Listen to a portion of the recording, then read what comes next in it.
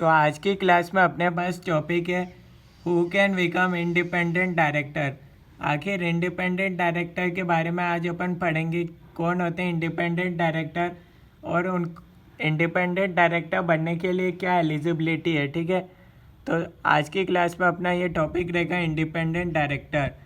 तो सबसे पहले ये अपन जानते हैं कि आखिर इंडिपेंडेंट डायरेक्टर कौन बन सकता है, who can become independent director. तो independent director means a director other than managing director, whole time director, nominee director. यानी कि ये लोग इंडिपेंडेंट डायरेक्टर नहीं कहलाएंगे जो लोग मैनेजिंग डायरेक्टर है, होल टाइम डायरेक्टर है या फिर नॉमिनी डायरेक्टर है। ठीक है, ये लोग इंडिपेंडेंट डायरेक्टर नहीं बन सकते। And who fulfils following criteria, और जो लोग ये क्राइटेरिया को फुलफिल करते हैं वो लोग इंडिपेंडेंट डायरेक्टर बन सकते हैं। यानी कि अगर मैं आपको समझाऊँ तो अपन कह सकते हैं कि ऐसा जना जिसके चरित्र पर कोई भी दाग नहीं है, जो एकदम शुद्ध पर्सन है। ठीक है, जिसके जो एकदम ईमानदार पर्सन है और जिसको एक्सपर्टीज नॉलेज है। ठीक है, तो इसमें लिख रखा है, फर्स्ट पॉइंट में लिख रखा है इंटीग्रिटी, एक्सपर्टीज एंड एक्सपीरियंस। वो एकदम ईमानदार होना चाहिए, उसके पास किसी टॉपिक का मतलब फाइनेंस के रिलेटेड जिस भी टॉपिक के लिए वो अपॉइंट हुआ है, जैसे कि आईटी रिलेटेड ज्ञान भी उसके पास हो सकता है। ठीक है, कंपनी उसको इसलिए भी अपॉइंट कर सकती है क्योंकि एकदम उसकी आईटी में एक्सपर्टीज़ है या फिर फाइनेंस में एक्सपर्टीज़ है, इसलिए भी कंपनी उस पर्सन को एज एन इंडिपेंडेंट डायरेक्टर के तौर पर अपॉइंट कर सकती है। ठीक है, सेकेंड पॉइंट में लिख रखा है इज और वॉज नॉट अ प्रमोटर या फिर related two of company including it's holding subsidiary and associate. ठीक है, यानी कि जो इंडिपेंडेंट डायरेक्टर बन रहा है वो कंपनी का प्रमोटर नहीं बन सकता या फिर कोई ऐसा पर्सन मान लो जो जैसे कि अगर अपन इसका देखें तो अगर किसी के फादर है और वह कंपनी के प्रमोटर है तो उसका बेटा इंडिपेंडेंट डायरेक्टर नहीं बन सकता। आप यूँ समझ सकते हो। ठीक है, क्योंकि वो related to promoter of company है। थर्ड पॉइंट में लिख रखा है no pecuniary relationship with company other than remuneration. यानी कि जो पर्सन इंडिपेंडेंट डायरेक्टर की पोजीशन पे आने वाला है उसका कंपनी के साथ कोई भी पेक्यूनरी रिलेशनशिप नहीं रहना चाहिए अदर देन रेम्यूनरेशन। हाँ, ऑब्वियसली वो कंपनी के लिए काम करेगा तो उसको फीस तो मिलेगी। ठीक है, इसके अलावा कोई रिलेशनशिप नहीं होना चाहिए। ठीक है, ऐसा नहीं होना चाहिए कि उसकी कंपनी में 40% स्टेक होल्डिंग है। ठीक है, ऐसा नहीं है, वो कंपनी के मेजर डिसीजंस उसकी वजह से ही हो रहे हैं, जैसा वो कहता है वैसा ही होता है, ऐसा नहीं होना चाहिए। और having transaction not exceeding 10% of his total income. यानी कि वो कंपनी के साथ ऐसे कोई भी ट्रांसेक्शन नहीं कर सकता जिस जो भी उसकी टोटल इनकम मान लो 1 करोड़ है। ठीक है, तो नॉट एक्सीडिंग 10% ऑफ इस टोटल इनकम। तो 1 करोड़ का 10% अपन देखते हैं तो 10 लाख। तो वो 10 लाख से ज़्यादा के अमाउंट कंपनी के साथ नहीं कर सकता। ठीक है, और यहाँ कंपनी का मतलब है उसकी होल्डिंग कंपनी भी मानी जाएगी, सब्सिडरी भी मानी जाएगी, एसोसिएट कंपनी भी मानी जाएगी। ठीक है, यानी कि अगर कोई रिलायंस कंपनी है तो उसकी कोई सब्सिडरी है तो वो भी उसमें मानी जाएगी। ठीक है, वो ट्रांसेक्शन में जब अपन इंक्लूड करेंगे ना 10% ऑफ इस टोटल इनकम में उसने, ऐसा नहीं कि जो पर्सन इंडिपेंडेंट डायरेक्टर बन रहा है वो रिलायंस के साथ तो ऐसे कोई ट्रांसेक्शन नहीं कर रहा, पर सारे ट्रांसेक्शन इनडायरेक्टली तौर से कर रहा है दूसरी सब्सिडरी कंपनी के साथ। ऐसा नहीं होना चाहिए। इंक्लूड ट्रांसेक्शन विद प्रमोटर्स और डायरेक्टर्स। ठीक है, ये सेम है, यानी कि जो इंडिपेंडेंट डायरेक्टर बनने वाला है वो कंपनी के साथ भी ट्रांसेक्शन नहीं कर सकता 10% ऑफ इस टोटल इनकम से ज़्यादा, और प्रमोटर्स और डायरेक्टर्स के साथ भी वो इतना ट्रांसेक्शन नहीं कर सकता 10% ऑफ इस टोटल इनकम से उसकी ज़्यादा। अगर वो ट्रांसेक्शन करेगा तो वो डिसक्वालीफाई हो जाएगा। ठीक है, अब ये क्या अपन को करंट ईयर देखना है या फिर जैसे कि मान लो अब इंडिपेंडेंट डायरेक्टर आज कोई बनना चाह रहा है रिलायंस के अंदर, तब उसको करंट ईयर में देखना है ये सब या फिर लास्ट ईयर का देखना है। तो उसका आंसर है during the immediately preceding financial year और करंट ईयर। ठीक है, दोनों का देखना है। यानी कि अगर कोई आज इंडिपेंडेंट डायरेक्टर बन रहा है तो उसको लास्ट 2 साल का देखना है, कहीं उसने पिछले 2 साल के अंदर ऐसा कोई पेक्यूनरी रिलेशनशिप नहीं होना चाहिए, ऐसे ट्रांसेक्शन 10% ऑफ इस टोटल इनकम से ज़्यादा की नहीं होनी चाहिए, ठीक है। यानी कि करंट ईयर में बन रहा है तो लास्ट 2 ईयर का भी देखेंगे और करंट ईयर का दो देखेंगे ही देखेंगे। फोर्थ पॉइंट में लिख रखा है none of whose relatives in the company. यहाँ कंपनी में अगेन इंक्लूड कर रखा है होल्डिंग सब्सिडरी एंड एसोसिएट, उनको भी सेम पॉइंट ऑफ व्यू से देखा गया है, ठीक है। ड्यूरिंग द लास्ट 2 ईयर्स और करंट ईयर, ठीक है, यहाँ भी पिछले 2 साल का देखेंगे और करंट ईयर का तो देखेंगे ही देखेंगे। हाउएवर रिलेटिव में hold security of face value not exceeding ₹50 lakh और 2% of paid up capital of company, ठीक है। रिलेटिव कुछ सिक्योरिटी को होल्ड कर सकता है, आखिर फेस वैल्यू लिख रखा है नॉट एक्सेडिंग 50 लाख, तो अगर आप उसकी मार्केट वैल्यू में देखोगे तो ये तो करोड़ के अंदर चला जाएगा, ठीक है। और 2% of paid up capital of company, इतना रिलेटिव ट्रांजेक्शन कर सकता है, यानी कि कंपनी के इतने शेयर्स वो रख सकता है उसका रिलेटिव, ठीक है। नेक्स्ट पॉइंट में इसमें लिख रखा है none of whose relatives is indebted to company और प्रमोटर्स और directors in excess of ₹50 lakh during the 2 immediately preceding financial year और करंट ईयर। वही है, रिलेटिव्स पर ऐसा भी नहीं है कि उसने कंपनी से पैसे मांग रखे हैं, उसने दे रखे हैं, तो ऐसा नहीं चलना चाहिए 50 लाख से ज़्यादा का ही। यानी कि अगर आप अब तक आप समझ गए होंगे कि इंडिपेंडेंट डायरेक्टर को एज एन ऑडिटर की तरह देखा गया है। आपने पढ़ा होगा जब ऑडिटर सीए इंटर में ऑडिट में पढ़ा होगा कि ऑडिटर के ये ऑडिटर एकदम शुद्ध पर्सन होना चाहिए, वैसे ही एकदम इंडिपेंडेंट डायरेक्टर अगर किसी को बनना है तो उसके लिए भी बहुत सारी क्वालिफिकेशंस है, बहुत सारे पॉइंट्स अगर वो क्वालिफाई करेगा तभी वो इंडिपेंडेंट डायरेक्टर बन सकता है, ठीक है।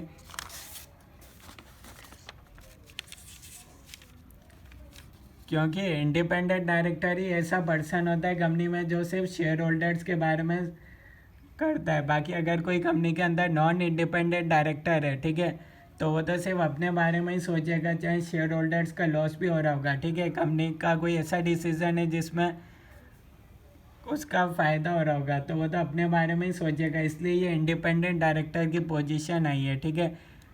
और पॉइंट्स भी है इसके आगे none of whose relatives has given a guarantee to the company और promoters directors for such amount during last 2 financial year और करंट ईयर।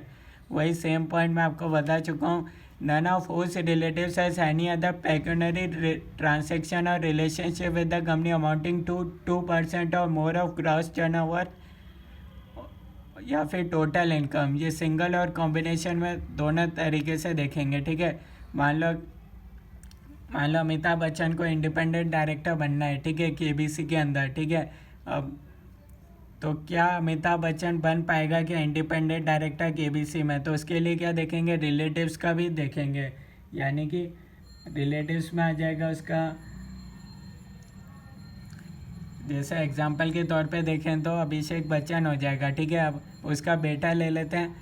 अगर अभिषेक बच्चन ने कोई ऐसे ट्रांजेक्शन कर रखे हैं केबीसी के साथ, ठीक है, जो कि 2% और मोर ऑफ टोटल इनकम है, ठीक है, कंपनी के, तो भी वो तो अमिताभ बच्चन केबीसी का डायरेक्टर इंडिपेंडेंट डायरेक्टर नहीं बन पाएगा, ठीक है। फिफ्थ पॉइंट है who neither himself nor any relatives held the position of KMP employee of company during last 3 years. In case of relative being an employee last 3 years rule not apply, ठीक है। हाँ, अगर अभिषेक बच्चन, ठीक है, KBC का एक employ है तो नहीं माना जाएगा। पर अगर अभिषेक बच्चन केबीसी के अंदर की मैनेजर पर्सन है, लास्ट 3 ईयर्स के अंदर रहा हुआ है केबीसी के अंदर, तो फिर अमिताभ बच्चन इंडिपेंडेंट डायरेक्टर नहीं बन पाएंगे केबीसी के, ठीक है। और इस employ partner during last 3 years in, employ किसका नहीं हो सकता या किसकी बात हो रही है, employ partner during last 3 years in, यानी कि जो अभिषेक बच्चन है, ठीक है, वो firm of auditor CS in practice और कोस्ट ऑडिटर्स, यानी कि मान लो केबीसी की कोई ऑडिट करता है और अभिषेक बच्चन उस जो ऑडिट करता है केबीसी का उसी टीम के अंदर है, ठीक है। यानी कि केबीसी की ऑडिट करता है, मान लो डिलॉयट करता है और अभिषेक बच्चन डिलॉयट में काम करते हैं, ठीक है, उसका एक पार्ट है वहाँ के एम्प्लॉय एक डिलॉयट के, तो भी अमिताभ बच्चन इंडिपेंडेंट डायरेक्टर नहीं बन पाएंगे। क्यों? क्योंकि वो कहीं ना कहीं उनका रिलेटिव यहाँ लिख रहेगा who neither himself nor any relatives, ठीक है, तो वो firm of auditors CS in practice और कोस्ट ऑडिटर्स ये भी नहीं हो सकते, या फिर legal consulting firm that is any transaction with company amounting to 10% और मोर ऑफ ग्रॉस टर्नओवर, ठीक है। वही है जैसे डिलॉयट अपन ने देखा ऑडिट फर्म है, ऐसे ही कोई कंसल्टिंग फर्म है, ऐसे उसमें भी एप्लीकेबल रहेगा। Next point easy holds together with relatives 2% और more of voting power in company, यानी कि अब अगर मान लो अभिषेक बच्चन या तो अमिताभ बच्चन ने या फिर उनके रिलेटिव्स किसी ने भी अगर 2% या ज़्यादा वोटिंग पावर है कंपनी के अंदर, तो भी अमिताभ बच्चन का इंडिपेंडेंट डायरेक्टर नहीं बन पाएंगे केबीसी के। आप इसको यूँ समझ सकते हो, इज़ अ चीफ एग्जीक्यूटिव और डायरेक्टर ऑफ एनी यहाँ हो जाएगा नॉन प्रॉफिट ऑर्गेनाइजेशन है डेट रिसीव्स 25% और मोर रिसिप्ट फ्रॉम द कंपनी, ठीक है। यानी कि मान लो कोई रिलेटिव्स जैसे कि अभिषेक बच्चन है, ठीक है, वो एक एनजीओ में काम करते हैं जहाँ उनकी टोटल इनकम का 25% उनको मिलता है केबीसी से, ठीक है। तो भी अमिताभ बच्चन इंडिपेंडेंट डायरेक्टर नहीं बन पाएंगे केबीसी में। क्यों? क्योंकि जो कंपनी है उसको 25% उसकी इनकम वहीं से ही है, ठीक है, एनजीओ की। नोट, यहाँ पेक्यूनरी रिलेशनशिप का आपके मन में डाउट हो सकता है कि आखिर इसका मतलब क्या होता है। Substantial business relation which affects decision making, तो ये एक टर्म थी, अगर आपको इसका मीनिंग नहीं पता तो मैंने आपको बता रखा है, ठीक है। उसके बाद आता है नेक्स्ट टॉपिक अपने पास आता है डिक्लेरेशन बाय इंडिपेंडेंट डायरेक्टर। तो ये आपने इतने सारे पॉइंट्स देखे, अगर इनमें से किसी भी पॉइंट में या तो जो इंडिपेंडेंट डायरेक्टर बनने वाला है या फिर उसका कोई रिलेटिव इन सब कैटेगरी के अंदर फॉल होता है, तो फिर वो जो पर्सन इंडिपेंडेंट डायरेक्टर बनने वाला है वो नहीं बन सकता, ठीक है। क्योंकि ये सारे पॉइंट्स में से अगर वो किसी भी पॉइंट में आ जाता है तो वो डिसक्वालीफाई हो जाएगा, ठीक है। तो ये सारी लिमिट्स का ध्यान में रखना है जो भी पर्सन इंडिपेंडेंट डायरेक्टर बनने वाला है, ठीक है। नेक्स्ट टॉपिक अपने पास आता है डिक्लेरेशन बाय इंडिपेंडेंट डायरेक्टर। इन सारी बातों को वो कंप्लाई कर रहा है, जो पर्सन इंडिपेंडेंट डायरेक्टर बनने वाला है उसको एक डिक्लेरेशन देना पड़ेगा, at first meeting of board के अंदर देना पड़ेगा और हर साल देना पड़ेगा in every financial year at first meeting of board. और अगर कहीं उसके चेंज इन स्टेटस होता है, ठीक है, मान लो उसका कहीं बाद में उसने करंट ईयर तो नहीं करा, मान लो वो अगले साल ही इसमें से कोई ट्रांजैक्शन करेगा तो उसको ये बात का डिक्लेरेशन देना पड़ेगा, ठीक है। नेक्स्ट पॉइंट आता है अपने पास रेम्युनरेशन ऑफ इंडिपेंडेंट डायरेक्टर।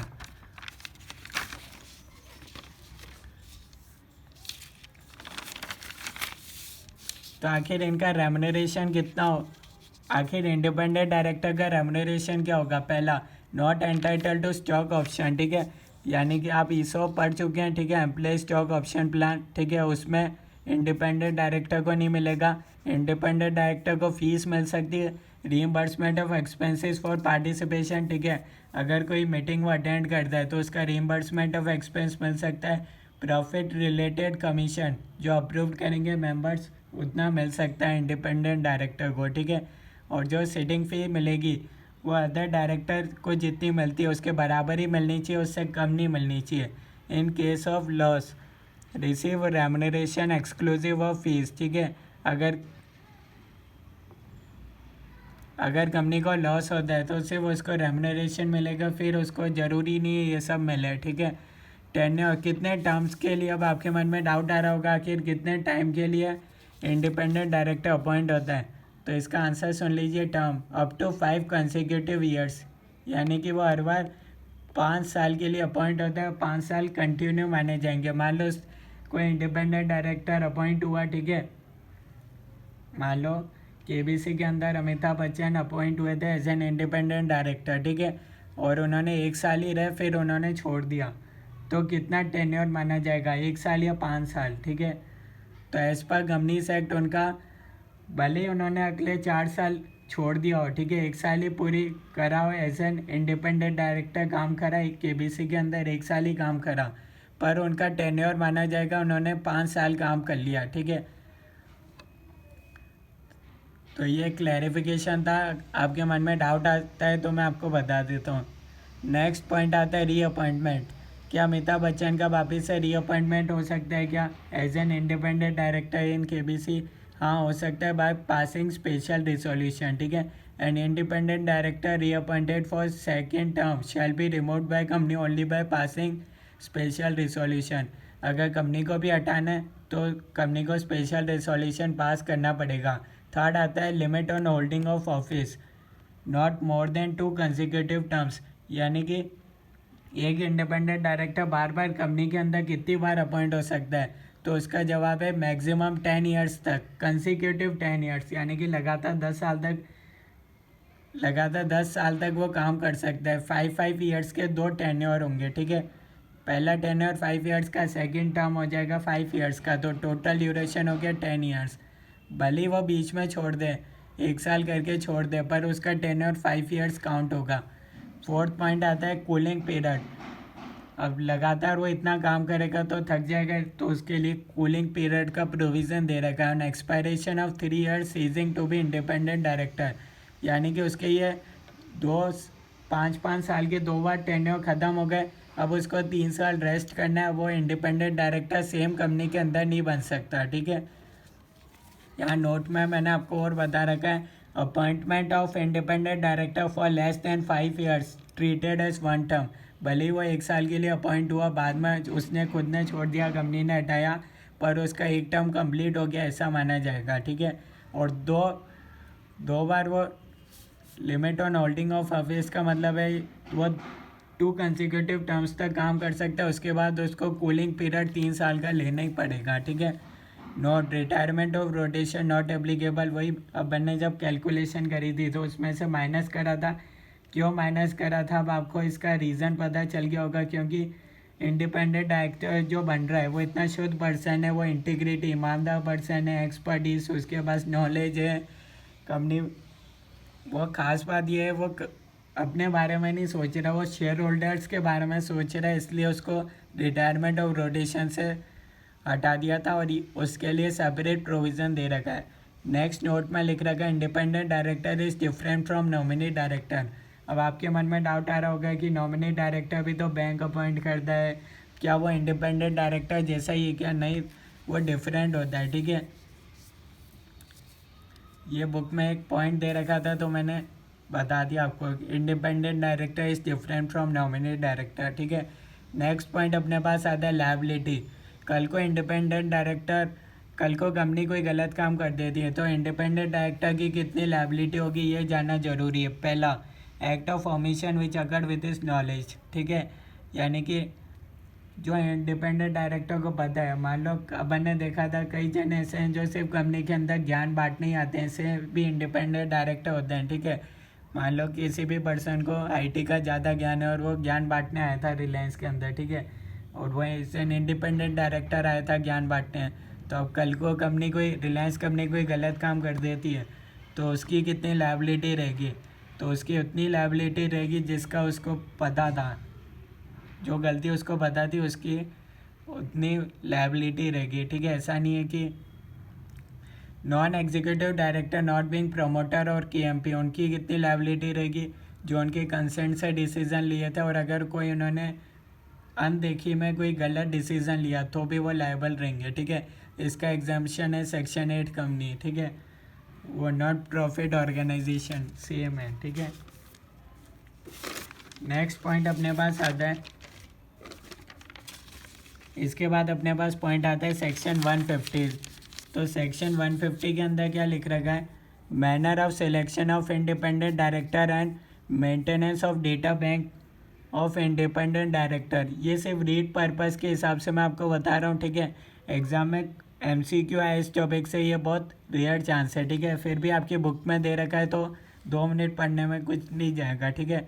आखिर इसका क्या मतलब है? Manner of selection of independent director, यानी कि इंडिपेंडेंट डायरेक्टर अब कंपनी कहाँ से ढूंढ के लाएगी, क्योंकि उसके लिए तो इतनी सारी लिमिट लगा रखी है कि वो कंपनी का प्रमोटर नहीं होना चाहिए, ईमानदार होना चाहिए, उसके पास एक्सपर्टीज़ होनी चाहिए, उसका relative hold securities more than 50 lakh, face value उतना होल्ड नहीं कर सकता। तो आखिर ऐसा पर्सन मिलेगा कहाँ? तो उसका सेंट्रल गवर्नमेंट ने जवाब दिया है कि अगर आपको ऐसा पर्सन चाहिए तो सेंट्रल गवर्नमेंट ने एक वेबसाइट बता रखी है जहाँ जैसे कि शादी.com होती है ना, वहाँ क्या होता है लड़के और लड़कियाँ मिलते हैं, ऐसे ही सेंट्रल गवर्नमेंट ने भी एक वेबसाइट बना रखी है और इन पार्टनरशिप विद मतलब ICI भी उसके मेंबर है, CS वाले लोग भी उसके मेंबर है और पोस्ट अकाउंटेंट वो भी इसके मेंबर है, ठीक है। तो वो लोग क्या करते हैं इसमें प्रोवाइड करते हैं ऐसे लोग जो इंडिपेंडेंट डायरेक्टर बनने के लायक है। जैसे कि अगर आप कल CA बन गए और अगर आपका मन है कि आप किसी कंपनी के इंडिपेंडेंट डायरेक्टर बनो तो आप उस वेबसाइट पे जाके अपना रजिस्ट्रेशन कर सकते हो, ठीक है। फिर कंपनी की मर्जी, अगर कंपनी चाहे तो आपको इंटरव्यू शेड्यूल करके आपको अपॉइंट कर सकती है, ठीक है। सेम कंसेप्ट है जैसा कि शादी.com का होता है, ठीक है। अब मान लो इसके लिए कल को कंपनी क्या ये क्लेम कर सकती है क्या कि हमने तो इंडिपेंडेंट डायरेक्टर को इस वेबसाइट से अपॉइंट किया था, इसलिए अब इंडिपेंडेंट डायरेक्टर ने कोई गलत काम किया तो क्या ये वेबसाइट लायबल रहेगी? क्या वो वेबसाइट लायबल नहीं रहेगी। उस वेबसाइट का काम इतना ही था कि वो लोगों को मिलाए कंपनी से। मतलब ये वेबसाइट इस तरीके से काम करती है जैसा कि वो कंपनी और इंडिपेंडेंट डायरेक्टर को मिलाने का काम करती है, ठीक है। Intermediate between ID and company, same उसका बता रखा है, ठीक है। और किसी को ये वेबसाइट में बता रखा है कि ऐसा कोई एक प्रोफिशिएंसी एक टेस्ट होता है उसको पास करना ज़रूरी है, पर वो टेस्ट एग्जाम्प्ट कर रखा है जो CA इन प्रैक्टिस है, मिनिमम एक्सपीरियंस उसको 10 ईयर्स हो गए, या फिर CS इन प्रैक्टिस है, कोस्ट अकाउंटेंट है या एडवोकेट ऑफ कोर्ट है, उनको अगर मिनिमम एक्सपीरियंस 10 ईयर्स का हो चुका है तो उनको ये टेस्ट देने की ज़रूरत नहीं है, ठीक है। और अगर कोई ऐसा पर्सन है जो किसी दूसरी कंपनी में भी डायरेक्टर रह चुका है और उसको मिनिमम एक्सपीरियंस 3 ईयर्स का है तो उसको भी ये टेस्ट देने की ज़रूरत नहीं है, ठीक है। तो ये एज ए जनरल आप पढ़ सकते हो बुक में से अगर आपको ज़्यादा पढ़ने का मन है तो, बाकी अपने MCQ पर्पज़ से ज़्यादा रिलेवेंट नहीं है। नेक्स्ट टॉपिक आता है ड्यूटीज़ ऑफ डायरेक्टर, ठीक है। ये पॉइंट भी MCQ पर्पज़ से ज़्यादा रिलेवेंट नहीं है। इसमें बता रखा है कि डायरेक्टर को बाकी सारे डायरेक्टर की अब क्या ड्यूटीज़ है वही कि अगर कल को कंपनी में कोई आग लग गई तो उसको ऐसा नहीं कि चलो आग लगने दो, हमारा क्या जा रहा है, कंपनी का नुकसान, ऐसा नहीं होना चाहिए। वरना डायरेक्टर को जितना कंपनी का नुकसान हुआ अपनी जेब से देना पड़ेगा, ठीक है। तो उसको ऐसे अपने सामान की तरह ही लेना चाहिए कि अगर कंपनी में आग लगी तो उसको बुझाने का ट्राई करना चाहिए, ठीक है। और अगर नहीं करेगा तो पनिशमेंट दे रखी है, ठीक है। ज़्यादा रिलेवेंट नहीं, अगेन MCQ पर्पज़ से। उसके बाद नेक्स्ट टॉपिक आता है डेन, डायरेक्टर आइडेंटिफिकेशन नंबर, ठीक है।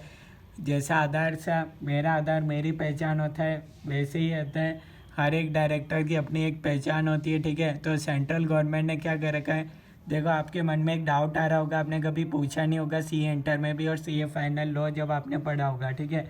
कई बार सेंट्रल गवर्नमेंट का नाम आता है तो ये सेंट्रल गवर्नमेंट आखिर है कौन, क्या मोदी जी ये सब देखते हैं क्या? तो यहाँ सेंट्रल गवर्नमेंट का मतलब है MCA, ministry of corporate affairs, ठीक है। तो वो MCA ये सारी चीज़ें देखता है। जहाँ जहाँ CG आपके बुक में दे रखा है ना वर्ड, उसका मतलब होता है MCA, ठीक है। वही सेंट्रल गवर्नमेंट का डिपार्टमेंट देखता है जिसका नाम है MCA, ठीक है। उसके अंदर आता है रीजनल डायरेक्टर, उससे नीचे आता है फिर ROC, रजिस्ट्रार ऑफ कंपनीज। तो इस तरीके से होता है, ठीक है। तो हर एक डायरेक्टर की हर एक पहचान होती है, ठीक है। एक डायरेक्टर एक अपने पास डेन नंबर रख सकता है, ठीक है। और डायरेक्टर तब तक अपॉइंट नहीं हो सकता जब तक उसके पास डेन नहीं हो, ठीक है।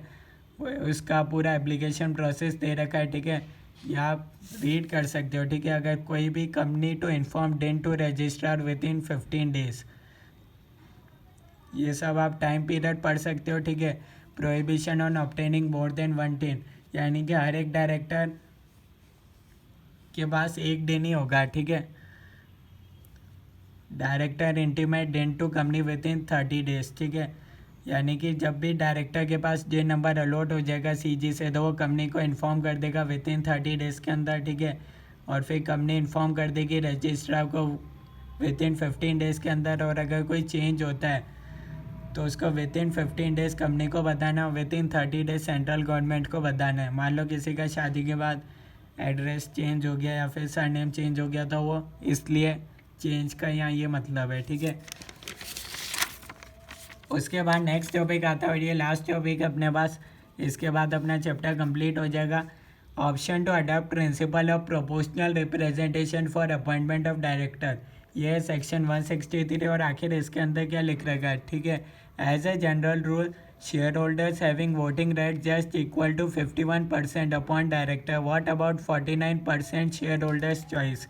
यानी कि देखो, अगर किसी भी पर्सन को डायरेक्टर बनना है तो शेयर होल्डर्स लोग वोट करेंगे और 51% या उसके बराबर, उसके नियरेस्ट अगर उसको वोटिंग मिल गई तो वो पर्सन डायरेक्टर बन जाएगा, ठीक है। अब मान लो किसी एक पर्सन के पास ही 51% कंपनी के शेयर है, ठीक है। अब जो बाकी के शेयर होल्डर्स हैं उनके पास तो 49% है, तो 49% का तो इसका मतलब कोई रोल ही नहीं रह जाएगा कंपनी के अंदर, क्योंकि सारे डिसीजन वही पर्सन लेगा जिसके पास 51% स्टेक है। तो उनकी चॉइस का क्या होगा, जिनके पास 49% शेयर है। तो इसलिए एक कंसेप्ट लाया गया है प्रोपोर्शनल रिप्रेजेंटेशन का, यानी कि कंपनी के आर्टिकल्स के अंदर ये होना चाहिए कि मिनिमम 2/3 और more of total number of directors appointed in accordance with proportional representation, यानी कि कम से कम 2/3 तो होना ही चाहिए। जैसे कि मान लो total number of directors company के अंदर 15 है, ठीक है, तो मिनिमम 10 हो जाएंगे, 2/3 यानी कि 10 डायरेक्टर्स ऐसे होने चाहिए जो अपॉइंट होंगे एज पर प्रोपोर्शनल रिप्रेजेंटेशन। और ये अपॉइंटमेंट होना चाहिए हर 3 साल में एक बार, ऐसा अपॉइंटमेंट तो होना ही चाहिए, ठीक है। यूँ नहीं कि एक बार अपॉइंट कर दिया फिर इसको भूल गए, ठीक है। बाकी इसका डिटेल प्रोसेस होता है, ठीक है, कैसे होता है ये अपने कोर्स में इतना ही दे रखा है, ठीक है। तो यहाँ तक आपको कोई डाउट है तो आप कमेंट्स में बता सकते हो। ये अपना चैप्टर नंबर 1 कंप्लीट होता है। नेक्स्ट क्लास के अंदर अपन इस चैप्टर का रिवीजन देखेंगे, उसके बाद अपन ICI मॉड्यूल के जो भी MCQ है उसको सॉल्व करेंगे, ठीक है।